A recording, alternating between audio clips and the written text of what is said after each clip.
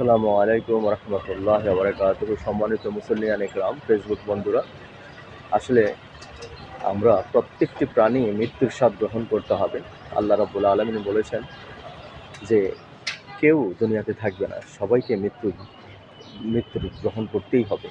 তো আম, আমরা আসলে এই দুনিয়াতে চলার মতো যেভাবে নবী রাসূলগণ চলেছেন, আমরা যদিও না পারি অন্তত চেষ্টা করব নম্র বিনয়ের সাথে চলাফেরা করার জন্য। তো আমরা কখনোই আমরা অশালীন, অবাধ্য, আল্লাহর বিধান অমান্য করে চলব না।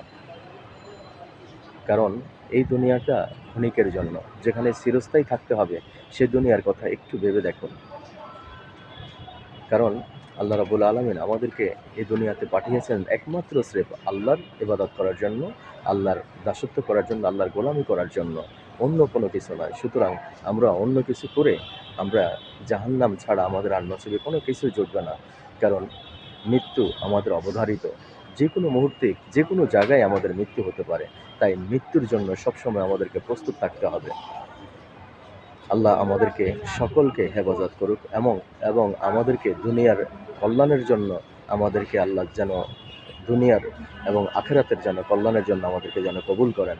আল্লাহ আমাদেরকে যেন হেফাজত করেন। আল্লাহ যেন আমাদেরকে সবসময় নেকের সাথে দিনের সাথে আল্লাহ যেন আমাদেরকে দিন দিন গুজারের জন্য আল্লাহ আমাদেরকে কবুল করেন। আল্লাহ যেন আমাদেরকে হেফাজত করেন, মাফ করেন। কারণ আমাদেরকে অবশ্যই দুনিয়া থেকে বিদায় নিতে হবে, এটা মাথায় রাখতে হবে। সবাই ভালো থাকবেন। আল্লাহ হাফেজ।